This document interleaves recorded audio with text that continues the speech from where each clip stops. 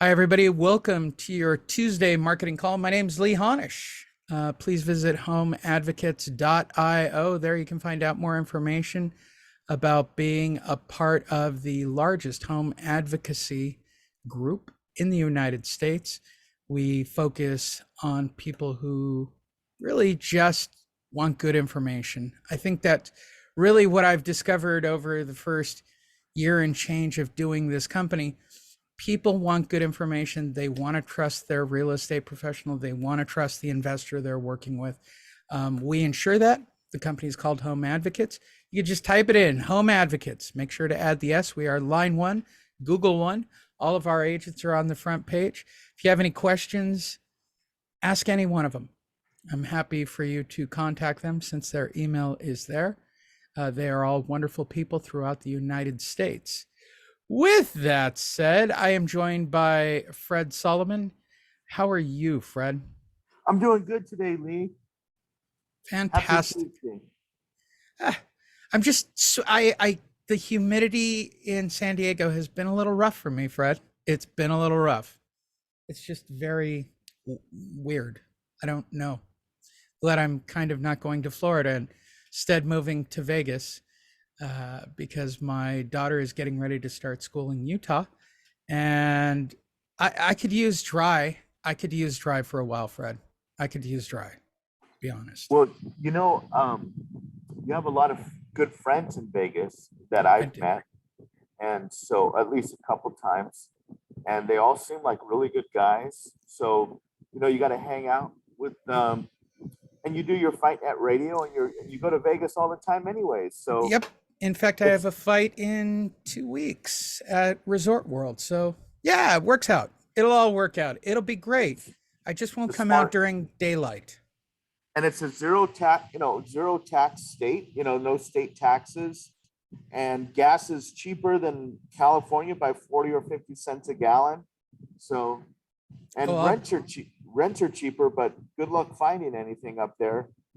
It's really, a lot of the hedge funds they've backed out a lot of the transactions that they were involved with. So a lot of escrows have been canceling up there simply because the prices of real estate are dropping so dramatically in Vegas.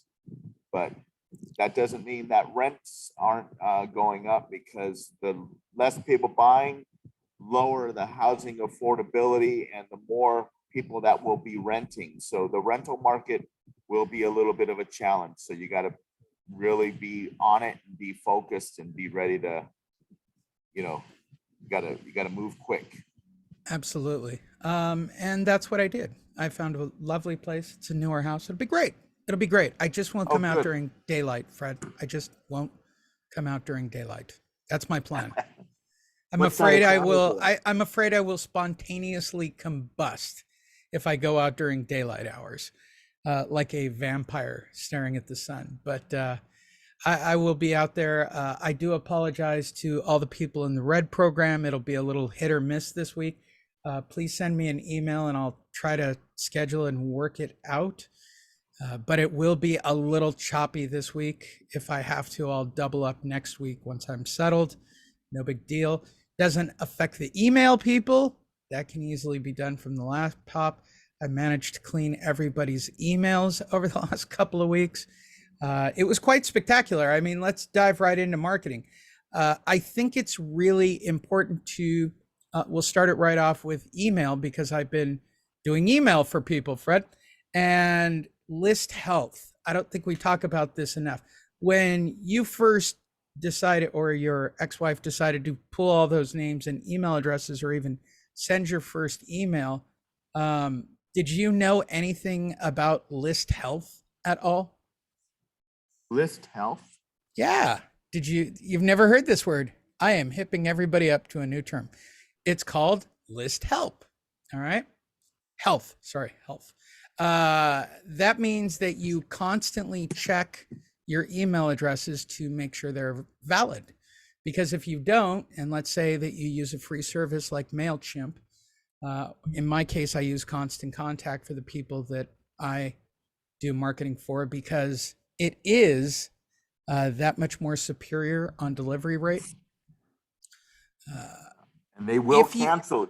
They oh will yeah, cancel you. right. If you get bounces, the term is a bounce. Okay. So that means you have a bad email address, or for whatever reason, like in MailChimp's case, you use too many Yahoo or too many Gmail addresses, it will consider those bounces or non deliverables, and those can cost you your account. So you have to get a good, healthy list. One of the lists I got was 240 or 50 names, and 40 of them were bad addresses. That's a really high number. That's a 20% bounce rate that can literally cost you your entire email account. So there are plenty for those of you working on sending out emails, especially those of you in red who are sending out emails with your information. Make sure to check your list. All you have to do is look for an email validation company. They're very easy to find. Just type in email validation. They're on Fiverr. There are quite a few of them out there, actually. Some are relatively inexpensive. Some are better than others, of course.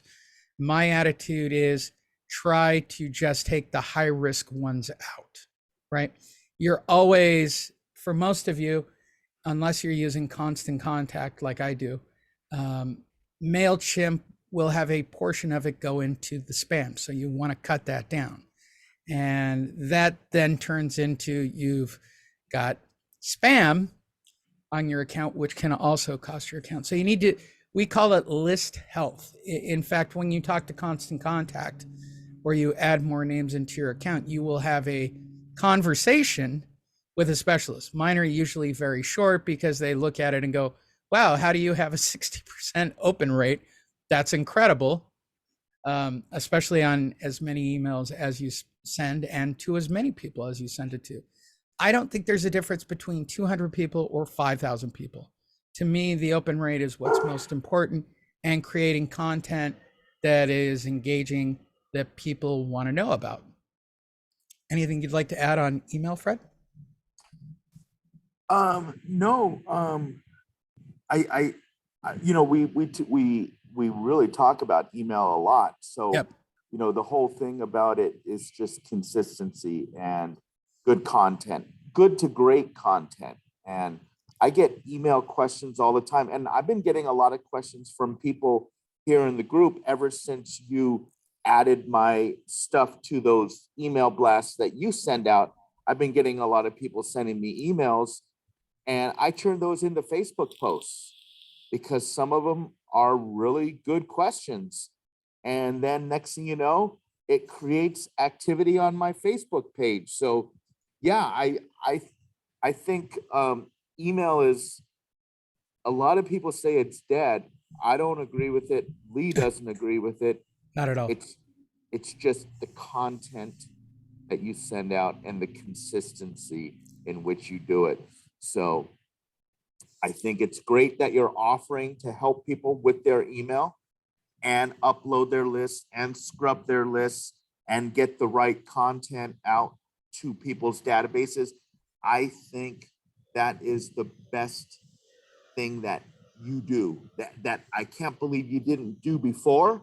I But can't either. I mean, and when I figured it all out, I mean, uh, considering uh, all the email that you and I both send out, how we didn't, well, I don't, that's your gig, but the fact that you didn't offer that service before is kind of mind blowing, because it's everything that you do and it's everything that I do. It's all based on sending out an email, and then it's all based on an email address, because with that email address, you can do so much on Facebook with your previous clients. There's so much you can do. Email address is like the gold standard. It is, what every bit of marketing should be based off of. Like, the dollar is based off the gold standard. Well, it used to be until they just started printing them. But the point is that email should be based off the gold standard of marketing. yeah, That's it would be my primary, right? So when I talk about the three types of marketing, before we get into some techniques, it's always right, your list and or referrals and keeping those alive. Number 2 is direct marketing. Number 3 is digital marketing. And for anybody on the call that's interested, it's $166 a month. I did the math on this for 3 months. There is a link down below. I create the content, I scrub your list, I send it out once a week, and it will run from 3 months from the first sent email. So whatever that works out to be, 12 consecutive emails. I would dare venture to say that I guarantee, I don't know the results because I've never done it for people, and scrubbing emails have been quite spectacular for me, but I guarantee you're going to get calls from your past client. Guarantee it. Guarantee it. And we do up to 2,000 names, and I'm happy to house those on my Constant Contact account. Scrub them, get them in, create the emails with your image, the whole bit, and take care of it. Simple as that. Yeah, especially for the red people. It really does knock out item number 1, right, Fred? Item number 1 is still going to be that list at the end of the day. Email is basically the most simplistic form of staying in touch with that group. So, when you see these ads on, social media or in your box, everything, all these wonderful sales pitches that you see on Facebook. We guarantee this, no upfront fee, we'll take a percentage, blah, blah, blah, blah, blah, and they'll give you free leads. And every time you close one, you got to pay a percentage. Those are the best leads to get, because you don't want to pay for these online lead generation sources. And then what happens after that, you got to set up a drip marketing campaign and have some type of CRM and be able to send out messages to all these people that have reached out to you in regards to, interest in buying a house or selling a house, right? That's what it's all about. So everything revolves around email, even the ones that you buy online. And be careful if you are doing anything online. Don't get involved with any of the purchase to play type situations. You want to do the ones that are referral only, that you pay a referral once the deal closes. And I don't know how they track that. I have no idea. My theory is that they sign some kind of agreement that's probably legally, but it's the number one question I get when people sign up. They want to know how much I want from each deal. I don't want that. I don't believe in that. I try to make everything affordable, which is usually to my detriment. I mean, truthfully, if I charged more for the services that I provide, and my skill level is probably on par with some of the best, I'm trying to be a little more humble about my skill set, but truthfully, I know what people pay for per month just to send out a copy of their listing, or, hey, I'm with this team on an auto drip every couple of weeks. And it's always around $150 or $200, and it's not engaging content. The links aren't good. I don't think it drives correctly. I've always thought that. And to your point, Fred, which is, I'm going to give you guys a topic that you guys can use for your social media today. Fred's going to love it, as well as all of you, as well as for email. And it's what we're talking about in the red videos that I'm shooting this week, which is emails. I hate the word, but I'm going to use it, are the narrative. They're the story of what's happening. Emails are what people tend to believe, because they believe that the list coming into them is, how do I describe it? Things that they've subscribed for, or things that they've gone on site or given their email up to. So your clients expect you to give a specific narrative or story to them. And in this particular case, the one that's happening right now is whether or not we're in a recession, and people are looking for that direction.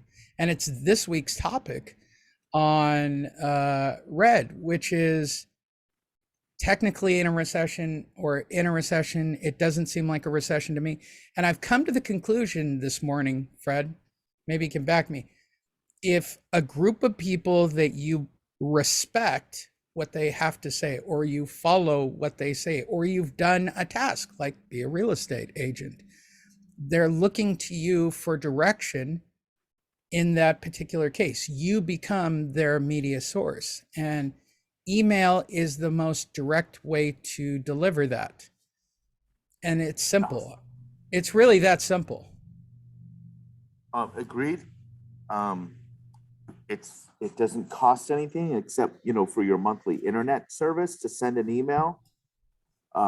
So yeah, it's the easiest and fastest way to get your message to someone. And 100% correct that when you get an email, I mean, me and us realtors, we got to be looking at our email all the time, because that's usually how I get my leads. My leads don't come from people calling me as much as it comes from responding to one of my email blasts that I send out. And I also got to check my junk and spam folder, because a lot of times other realtors' emails go directly to junk or spam. So when you send out stuff to your clients, of course, you need to tell them to check your junk or spam folder, because sometimes your emails end up in there. Yep.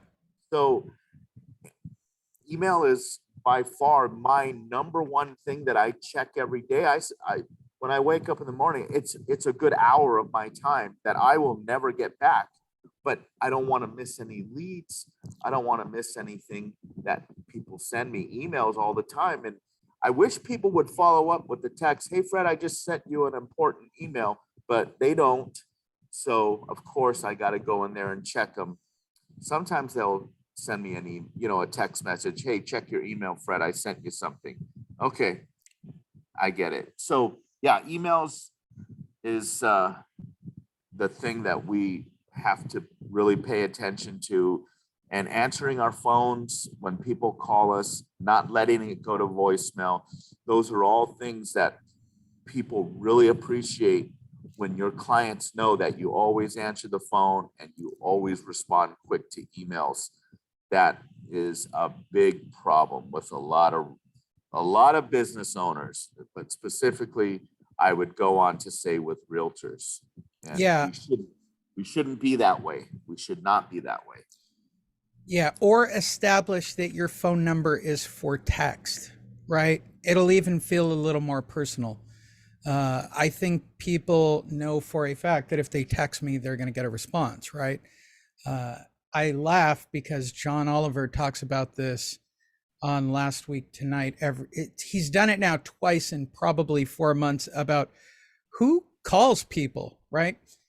I don't mind calling, or if you're gonna take calls, you've actually got to take calls, because people don't leave messages, and there is a whole percentage, and I'm not going to go into that, but if that's the case, and you have a busy lifestyle, especially when it comes to maintaining your list, make sure that the number you give them, and tell them it's for text. Hey, text me.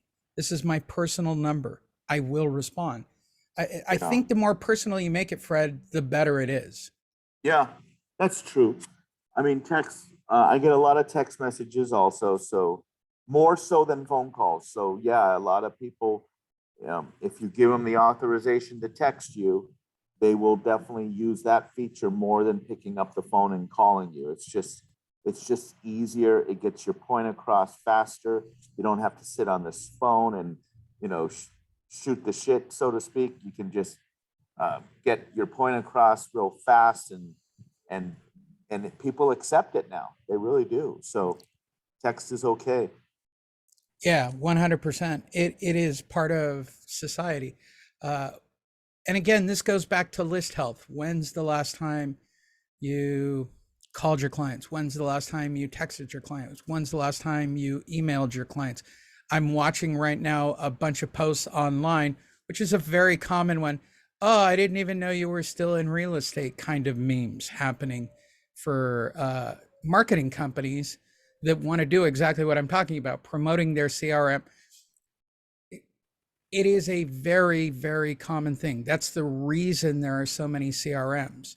That's the reason there are so many of these people who provide email content or social media posting. The reality is they're not personal. To Sally's point, she was talking. It seems everyone I see is not consistent. I even read one email today saying we are at the peak of recession. What is he looking at? That's not the point of his email. His goal, the sender of the email's goal wasn't you, in theory.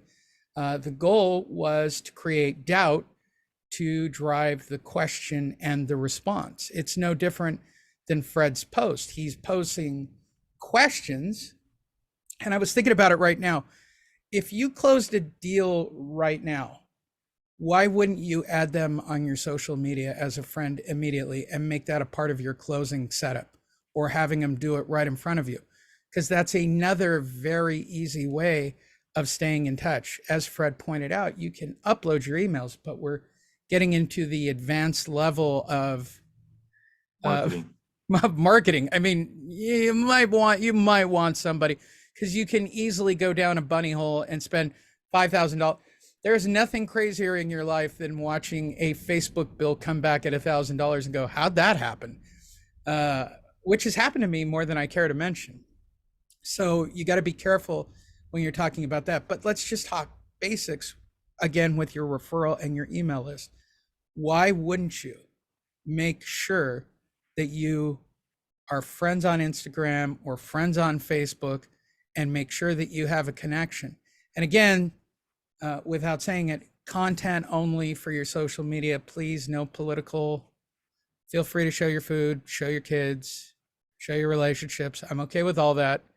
It's when you start making definitive points of view that you alienate people, much like this did for Sally, for Tina, right? What is he looking at, right? The person who sent that email actually alienated you with that email. Instead of posing it as a question, do you think we're in a peak of recession? Please click and ask me. I would love to have a one-on-one with you. I'd love to talk to you, that kind of thing. Instead of, we are definitely at the peak of recession. I mean, I make a lot of definitive statements, but before I make a definitive statement where I know the outcome, I define it as such. This is what's going to happen. And then there are things that I think will happen.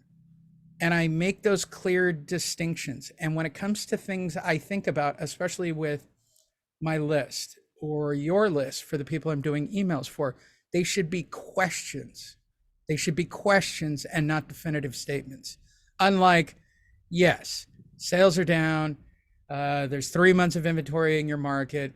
You are at the peak of your equity. Those are definitive statements that I can create an email content for any of your clients that makes sense. Yeah. And there's a big difference. You do this very well, Fred. You pose questions and basically float it out there. Well, so I don't want to be the guy that everybody, wants to bash because of my strong opinions about something. Trust me, I have a strong opinion about what I'm posting, but I'm going to be very gentle about it on my approach. And so I think it was Jim Cooper that sent me the message. If I'm not mistaken, he sent me the question, am I right, Jim? Am I remembering correctly? He says, will this eventually kill the mortgage and realty business as more houses get locked up in wealth funds, thus reducing the market size? And then I said, Swami says, right. If you don't think prices are coming down, here's what people with money are prepared to do. And then I listed an article of, Blackstone, and click on the article below. Oh, and then I said, and it's our job to ask the buyer of the property who it's going to be. And if it's a hedge fund, sellers need to be smart about who they sell to. It's our job to educate all homeowners, especially homeowners looking to sell, of this info so we don't contribute to ruining the real estate market with our own ignorance. Omission is a form of guilt. I Okay, agree. so then, I didn't get too much interaction on that one. I got 15 comments and one person shared it, but my goal is to see how many comments can I get and how many shares of people that are sharing my stuff. That shows me that I'm doing the right thing, right? That shows me that I'm getting someone that thinks, hey, this is good stuff. And posting that truck driving down the highway on my way to Arizona last week, that got me a bunch of shares. Talking about, just look at the thing. And I try things every day. I just try different topics every day because every day I get more things to look at. And today it was along the lines of Opendoor. And this I even sent this to Lee. And I said, holy cow, Opendoor lost or got a $62 million fine because of the way they mislead people. And they say, oh, you're going to get top dollar by buying through, selling to us. And I think we're going to be getting into this today. I think that's the main topic. And I think it's a good time to bring it up right now. It is. But I'll tell you what, let me just tell you, this goes straight back into what you need to do to educate a seller, because they think that they're going to save money on a commission by selling directly to one of these places. And us as a realtor, it even happened to my neighbor 2 doors down from me. His realtor was telling him to sell to a Airbnb investor, and he was going to sell it to that investor for $175,000 less than what he sold it for had he not listened to me. And of course, we had the conversation many times that he should have used me to sell his house, but he felt obligated to this realtor because it was the husband of the girl that was going to help him turn his house into an Airbnb. And he felt so obligated because there was so much time spent with this property manager who was going to manage his Airbnb. Well, prices went up so much in our neighborhood that him and I both decided to sell, because we're like, what happens if the HOA puts an end to Airbnbs in our neighborhood? Our prices are going to drop, by 50% in one day. So we should just sell it and take advantage of that and take that money and go buy in a nicer neighborhood for the same price or a lower price than what we are at right now. So I represented him when he bought a new house, but he was obligated to this other realtor because blah, blah, blah. So anyways, he ends up putting it on the MLS. This is in March, which was the top of the market, obviously. He ends up putting on the MLS. In 2 days, he got 13 offers and he sold it $175,000 above what the realtor said that you should accept the offer at. And that's what I told him to do. I said, don't you dare accept that offer. Tell him that you want to put it on the MLS. Make sure you see all offers. And if I was so crazy to tell him that you should put your own email address as the seller of the home and say that all offers will not be considered unless the seller of the property is also emailed at the same time that the realtor is emailed, because I didn't trust that realtor. And I thought that maybe he would possibly not show some of the offers to the seller because he wanted to double end it and sell to one of his investors. That was my opinion. Who knows if I'm right or not, but I didn't trust the realtor. So that's what I told him to do. I made a whole Facebook post about it because I don't like it when people aren't forthright and not honest. So I even used it in my last Facebook post yesterday and or this morning, and it was about this open door about how to sell your home for top dollar. You got to tell your clients to put it on the MLS before you. Let's just say, Mr. Seller, you want to go see what Open Door will offer, or iBuyer, or Zillow offers, or any of those guys. Let's just say you want to go get some offers from those guys. Great, go do it. But don't you dare accept one of those offers until we put it on the MLS for you and see if we can get you a higher price offer. And if you really want to be transparent and you really want to be honest with your sellers, tell them, look, let's compare the bottom line. You get the bottom line, because the buyer's fees, are you aware of what these fees are? It's ridiculous what the fees are when they sell this stuff.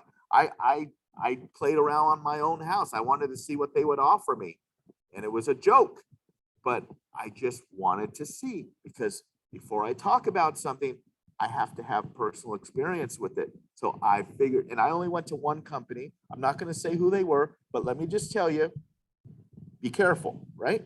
So I checked it out. I got a really low offer, and they're like, yeah, I know it's a little low. And I'm like, okay, well, no problem. I'm going to just list it on the MLS. And I just wanted to see what you guys would offer. Thanks for your time. Have a great day. And that's how we left it. But that's what you need to tell your sellers too. If you want to check out what you're going to get at one of those places, feel free, but give me the opportunity to try to sell it through the MLS as well, or at one of these open houses. And that's how you're doing the best service for your client. Yeah, it's the point of home advocates in general, but let's convert that into marketing for a quick second, right?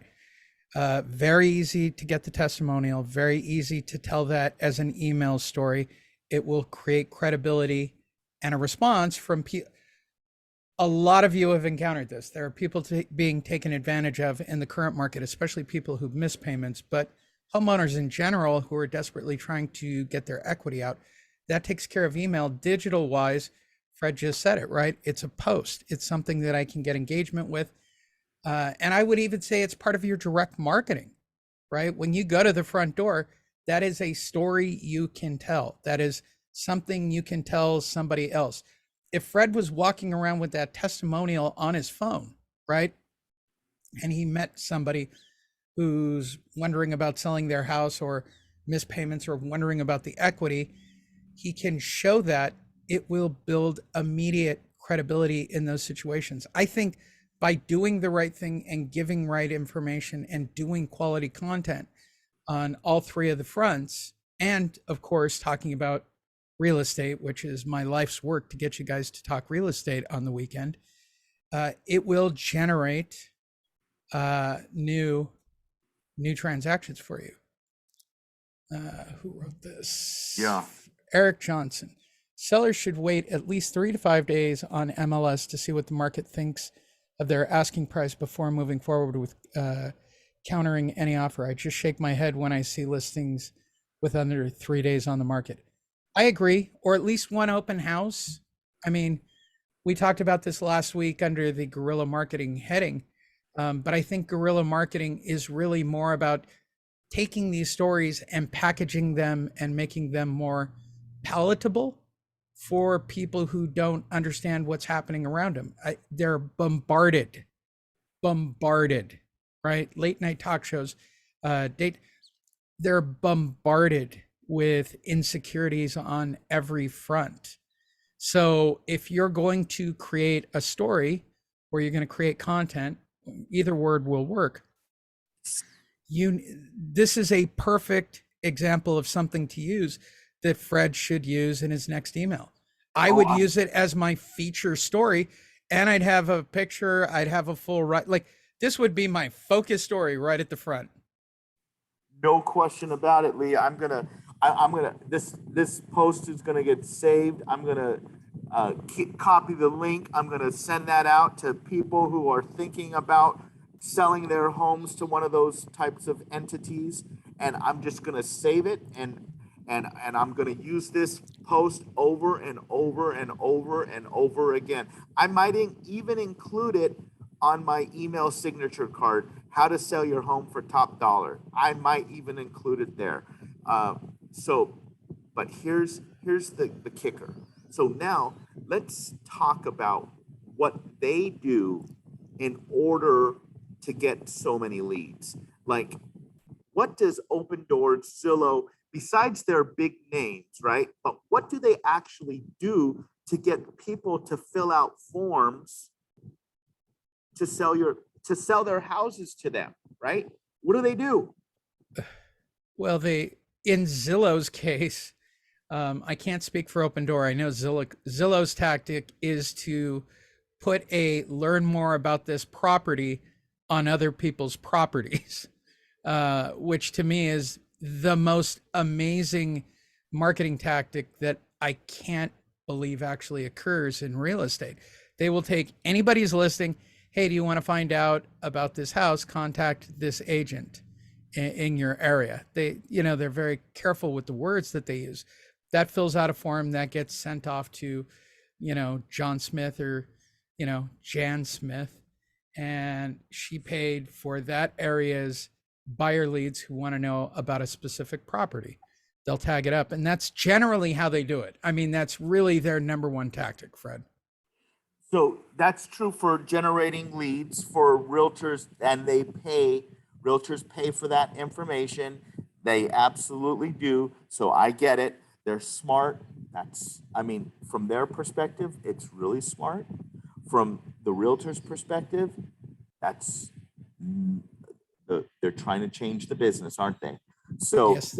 you got to basically pay for your own leads, right? I think in Nevada, they weren't even putting the listing agent's information down, but then I think they started to do that. I think they had to, but it was very common not too long ago for them not to put the actual seller's information on the listings, especially in an area where let's say it was in Nevada and somebody had that area, they wouldn't put the information of the seller. You would have to contact our contact to find out more about it. They wouldn't put the information of the listing agent. Yes, correct. Yeah, they would. So, and if it was for sale by owner, you're just going to get bombarded by realtor calls. So Yep. be prepared for that. So you can tell your homeowners that you can list it for sale by owner. And I tell my clients that, by the way, if you want to list it for sale by owner, I have no problem with that. If you want to find your own buyer, I have no problem with that. But just be prepared for lots of realtors calling you. And so if you're okay and you want to save money on the commission, and I handle just the paperwork for you, and you find yourself a buyer, then by all means, I will handle that and charge you just 1% to handle everything, and make sure you don't get out negotiated when it comes to the appraisal, when it comes to the home inspection items or any of those kinds of things. I will be there to, help negotiate that for you. And I'll just charge you 1% with a minimum $500,000 selling price. So my minimum fee is $5,000, but that's one of my listing specials that I offer. And I tell them how to do it. Go put it on Redfin, go put it on Zillow. Just be prepared for a lot of phone calls. And then if you get sick of them, then we can just put it on the MLS, which is what I think you should do anyways, because of course, there are certain areas that are still getting multiple offers depending on how you price it and how turnkey your property is.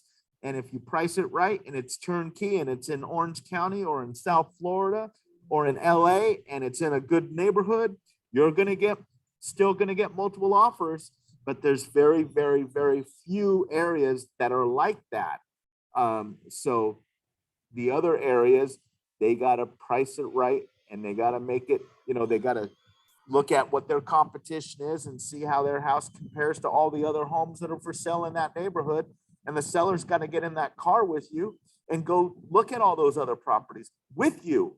So that way they see what you see, because pictures are different than getting out of the car and walking in the house. Any realtor knows that. It's an aura. It's a feeling that they get as soon as they walk in.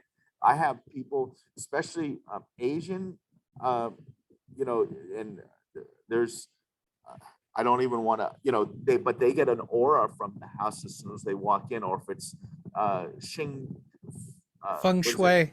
Feng Yeah, shui. the way it's supposed to be towards the sun and the way the door opens and what direction it is. There's a lot of that stuff. So there's some really, there's some technicalities. That's why they got to get out and take the homeowners with them to go look at all these other properties. It's so important. And what it does is that it also leads to another program that I particularly offer. And that is, we'll fix up the property, we'll get it into first or second place, and then we'll put a for sale sign on it. And sometimes that delays the transaction 2 or 3 months to get all that work done. But guess what? Now we're participating in the profits and we're getting a 6% commission. So I can make some good money on those deals, and we can talk about those types of transactions if someone comes to me with one of those types of deals. And by the way, Sally and I have been dealing with this one homeowner, and his trustee sale was this morning. And we were able to, I haven't confirmed with the seller yet, but he had 2 full business days to file a Chapter 13. He had already filed a Chapter 13 3 years ago. I called my buddy down in San Diego. And I said, Johnny, I go, hey, I got a client. They just filed Chapter 13 in 2019. And I did some research online, and it looks like that they can still file every 2 years from the original file date. And my buddy goes, yeah, you're right. And I'm like, okay. So he said, I don't have the program anymore, because he's also a CPA, and he's also a mortgage broker and a real estate broker. This guy is Mr. Do-It-All, but he focuses on bankruptcies when he's practicing law. And long story short, he goes, I didn't want to do bankruptcies this year when the rates were so low, but I think I'm going to go buy the program again so I can start doing BKs, because obviously real estate and loans is slowing down. Right. So he, that I love people who can just change their business model, because, and we're heading into a recession, and if people start losing their jobs, my buddy's going to get really busy, because of course we're going to have more bankruptcies in that situation. So Well, yeah, just told- definitely. And these are the stories we want to tell. We need to convey these, being an advocate. I mean, the best part about being a part of this program is pretty much anything you guys come up with, we've pretty much got a solution for everything within the group. There is someone who can handle that question, or an investor to purchase the property. So there's a lot going on with this group that makes this platinum group so unique. Without doing a shameless plug, this is your opportunity for those that are on the call that have not done so. Please upgrade, because Lori's going to be happy to hear this. I have finished what we call the gold program, which is the only program I'm going to start selling. I believe the first webinar was scheduled for last night, but something came up at 5 o'clock. So I'm going to try to either do it tonight or tomorrow. But the new program is all put together. It's the old version of the monster. You don't get leads. You don't get the same stuff that everybody in the platinum group got. Plus, in the future, my plan, I was talking to someone else about this. I want you guys to mentor that group, or make yourselves available to coach that group. And by all means, I know what people in Keller Williams and EXP and all those programs get paid for mentoring others. And I think it's completely fair if you want to make your services available. And I'm going to add that to the front page. So for those that'll do it, you'll have a word like mentor next to your name, and they'll be able to contact you, and you can coach them. You can create an agreement between them that is fair, that you can live with. And I would much rather have many of you, cannot stress this, Fred, many, many, many, many people in this group that are completely amazing at what they do and their knowledge of the market in general. I mean, it's amazing to have Steve Love in the group. It's amazing to have Sally in the group. It's amazing to have lawyers in the group. It's amazing to have investors in the group. And the experience of some of the agents in this group is staggering. So, the good thing is we have agents all around the country. I mean, the main focus would be California and Nevada, but we have agents that are from Florida. We have agents that are from other areas, so we can get a feel for what the market is like in other areas as well by just being part of this, group. And so today we have 48 people in the group, which is a good showing. And that's, when we talk about all these things that come up, like the emails that I get and how we can use that in our marketing efforts and sending them out and doing red videos and having Lee help you with your email marketing, all the things that we offer. Basically, it's like you can literally have no talent, but as long as you have an email list and as long as you have the ability to send that to Lee, he can do some damage for you with your previous clients. And again, it's not something that's going to happen today or tomorrow. Emails, I sometimes get an email 2 weeks later after I send it out, but you know what? My clients save it. Why do they save it? Because they trust me. Why do they trust me? Because I earned it by doing a good job and by constantly marketing and putting stuff out there to be helpful for not just myself, but for the entire real estate market. Like the whole purpose for this article about Opendoor was like, hey, be careful who you sell your home to, Mr. Homeowner. Don't ruin our real estate market. And then I get some guy that says, well, they're going to buy the, foreclosure tapes from the, directly from the investors, right? And I'm like, okay, great. So they'll buy people's houses that went into foreclosure and the lenders took them back. I get it. That's going to happen. But hopefully the building of houses will outpace the number of homes that are going into foreclosure. So it doesn't become a problem that we're just continually having a shortage. But right now the builders are having a difficult time because it's the cost of everything. And, with this trucking industry issue and all that stuff, until they fix the AB5 in California, there's so much stuff that's going to cause problems that will not cause people to want to build, that will not, our supply chain issues are only going to get worse and prices are only going to get worse. It's crazy. Whatever the agenda is, I definitely feel there's an agenda here. There's not only definitely an agenda to it. I mean, objectively, let's look at 2007 as compared to now. You didn't have all of these platforms. Like you didn't have this much social media. You didn't have this much media.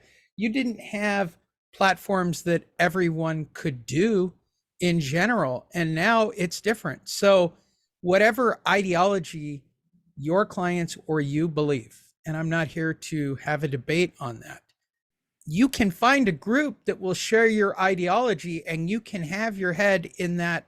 I call it going down the bunny hole. It's no different than when I'm on YouTube watching living off the grid videos.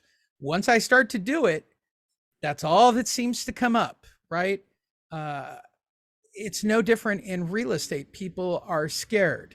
If you work at, Zillow or Opendoor, right? If you work at Opendoor right now, I think you should be concerned that your company is going to go out of business. But that's what I think. I don't know that. But when we talk about guerrilla marketing techniques, the cheapest by far do-it-yourself guerrilla marketing is email. 100%, as is social media. I mean, posting and putting content up or creating a YouTube, they're free. Now, everybody thinks that they're technical. They're videos that will show you how to do everything. If you can't do those, then yeah, I would tell you to spend $166 a month and let me do your marketing for up to 2,000 names and let me create your content so that I make sure that they know to contact you. The people that are in the program, we actually use their email addresses.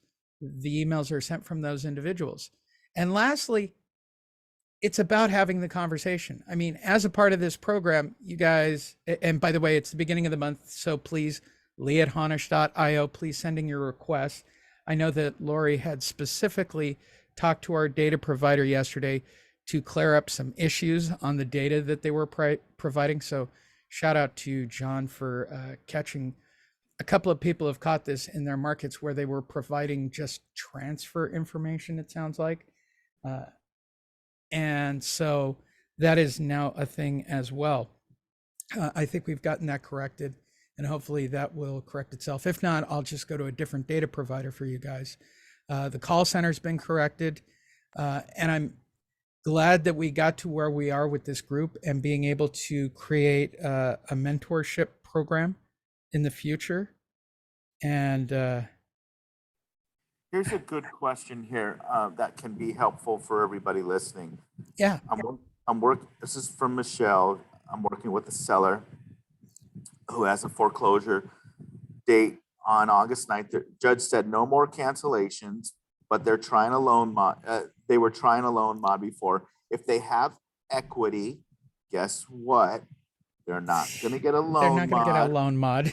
Okay, so you, Michelle, need to explain that to them, that if they have equity, they're not going to get a loan mod because the bank's idea is what is the fastest way to get paid back on money they are owed. And the fastest way for them to get paid back is not a loan modification. It's called a trustee sale. And they are going to sell your home.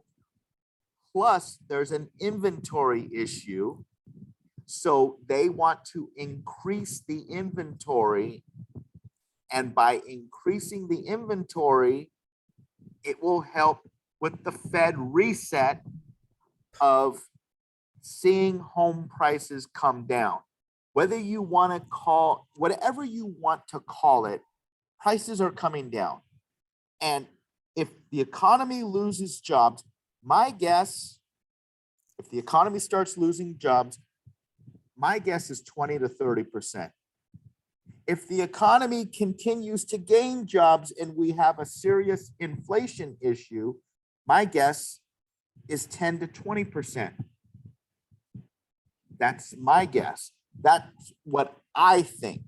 I don't know. I've been wrong this whole year, but that is my best guess. So we'll see how that works out. So with this particular situation, no loan mods. Is the judge gonna give them another extension? It doesn't look like it. Probably not. I mean, And they'll give them $10,000 for relocation. It will go to foreclosure. There's only one way to stop it. They don't want to file BK because they did it multiple times already. How would you handle this? Oh my God. The first question that I would ask the seller is, how much equity do you have? Well, I don't know, Michelle. How much equity do I have? Well, let's figure it out. Okay. Look at how much, when it goes to the trustee sale, what the opening bid is going to be. They usually have it on the trustee sales website. All right. So now you're looking at what is it going to sell for and what's the opening bid? Whatever that difference is, that's how much money you can lose. And this is the same darn conversation that I had with Sally's client. This guy was getting me frustrated. I felt bad for him, but it's also these people just are not dumb people, but they don't think clearly because they have so much stress, and their situations are so, that are discombobulated. That's the best word that I can think of, is discombobulation, because they just don't think well. And I have to tell them, you got to get focused on this. You got to get focused. So I got him the information from a buddy of mine that I trust. And I said, this is what you need to do. I even wrote him an email and said, look, I am not an attorney. I am not allowed to give you legal advice. But if I told you 2 + 2 is 4, would you believe me? If I told you the sky is blue, would you believe me? If the answer is yes, then you better believe what I'm about to tell you. And I have to talk to him in the tone that I'm talking right now. And I said, you must get this house. You must file BK. If you don't, then you're going to have no money and you're going to be on the street. Is that a good place to be, considering your wife's health issues? Please listen to me. Please listen to me. Please listen to me. I literally have to talk to him like this. And I thought I was being too aggressive because he wasn't responding to me now, right? The homeowner stopped responding. And me and Sally, I'm like, Sally, you might need to call him back, or you might, I think I was a little too aggressive. But you know what? My intentions are there to help these people. Might I make a quick suggestion here? Because I know Michelle is a very nice person, and many of you are. One of the features about being in this program is you can set up a conversation between the three of us. I'm more than happy and quite good at being the bad cop in this scenario. It might scare them, it might not, but it'll certainly clear your conscience to know that I'm going to tell them the truth. If you're afraid to tell them the truth, which is it's really hard to walk away from a deal, and I totally get it. One of the key features that I keep stressing on this program, I'm happy to have a conversation in these situations. I'm not here to land your lead, but when it comes to these people need a come to Jesus moment, as they say in the business, I'm pretty good at it. I'm pretty good at it. So you should take advantage of that, especially in Michelle's case. She's a red person, which means it could be a video, which means it's now marketing for the future to help somebody else. So you have to look at these things. All of these little tiny things add up. I'll say it once again, please take advantage before I change the program, because it's not the same program. And if you're going to join the email marketing group, it's $166 a month for 3 months. Comes out to be $500 for 3 months, up to 2,000 names, 1 email per week. I'll scrub it for a week or two to make sure it's clean. And then I will send out 12 emails to make sure that your clients stay in touch with you. The links are in the chat bar right now. Please take advantage of those. If you're watching this on a replay. I mean, that is so cheap. Lee, Yes. $166. That's what it works out to be, $166 per month. But look, let's just look at it from a time perspective. Okay, what does it take, to set up an email? And 15 minutes, 20 minutes?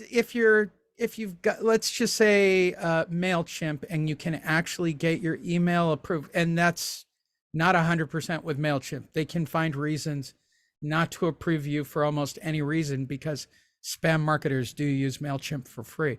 Once you get it up, now you're talking about crafting an email.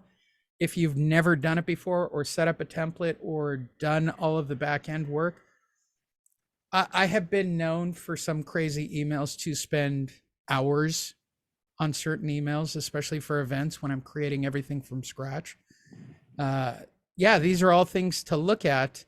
And let's just, if you just say 15 minutes an email, once you get it set up for them, which takes time to get it set up. If it's 15 minutes an email and you do it 4 times a month, that's an hour of your time. So you're making $166 for an hour of your time. And then whatever the setup time is, I mean, you are not getting rich off of this offer. This is like a really fair offer to help people with their email marketing. Right. And this won't be offered to the next group, right? I've said it a million times. Regular real estate agents are going to find us when the foreclosure market, pre-foreclosure market blows up. They always do. I can tell you this from my own list. I have 5,000 people who open 60%. That's 3,000 people plus or minus who open an email several times a And day. you can always tweak it. That's the beautiful thing about email. That's the beautiful thing about social media. You can always tweak it, and you can always figure out what gets the best amount of eyes on the email reading it. So that's what marketing is all about. You always constantly change it because you got to figure. Now I have a radio ad that I did that I have had for, I mean, since February of 2006. So what is that? I mean, it's been 16 years I've had that radio ad. I've never had to change it because it was timeless. But that is 1 out of a million. You know, that's a 1 out of a million type of thing. You always got to tweak your marketing. You always got to change it up. You've always, I might on any given day maybe go back to back when it comes to webinars and I'm doing repetitive stuff. Because the reality is the content is the actual webinar based on the title. But when I'm doing, something much bigger, yeah. And I keep saying it, why aren't you looking at the emails of what's coming into your inbox and using that content as well? Fred sent me one on emails that I'm going to use. Heck, I might even do an email webinar later today and use this email that Fred sent me because it hits all the right points. It talks about all the right things. It talks about all the right things. It was, I was pretty impressed. That's exactly what I do. I'm like, wow, this guy gets it. So, yep. But getting back to Michelle's situation. Hold on, let me end this call because we've gone well over and it's already an hour video. I can't stress this again. If you're watching this on replay, please take advantage of the email opportunity. If you're watching this and you're on my list or somebody that I've worked with in the past, please upgrade. You really aren't going to like the newer program. It's not designed for people I've worked with in the past, and this group's going to close. I know I keep saying it, but apparently society doesn't believe we're in a recession or that we've peaked on our prices. That's fine. I'm not here to have that debate. We have more media and influence from outside sources creating doubt, and it's going to hold up the real estate market. Real estate people are going to hold out till the last minute before they start working pre-foreclosure. And I saw it on a one-on-one last week. One of the people that I was doing the one-on-one with, I did it for 3 people in this particular group. And somebody said, so we send you the short sale. I go, there aren't any short sales in your area. Like, it's not a thing. But that was his mindset about working pre-foreclosures. Once that passes and they start saying there's equity on these houses being foreclosed, and that becomes the story, and real estate agents pick up on it, or NAR says something, or Keller Williams, it's going to be just like the short sale era for regular agents. And we're talking 1.5 million people looking for listings. So please take advantage of the links that I provided for you. Don't come to me later on and go, you remember when you were doing? Yes, I remember when I was doing. I know I've been saying it for a while, but apparently the media is going to hold my feet over the flames and stretch this out as long as they can for me at the moment.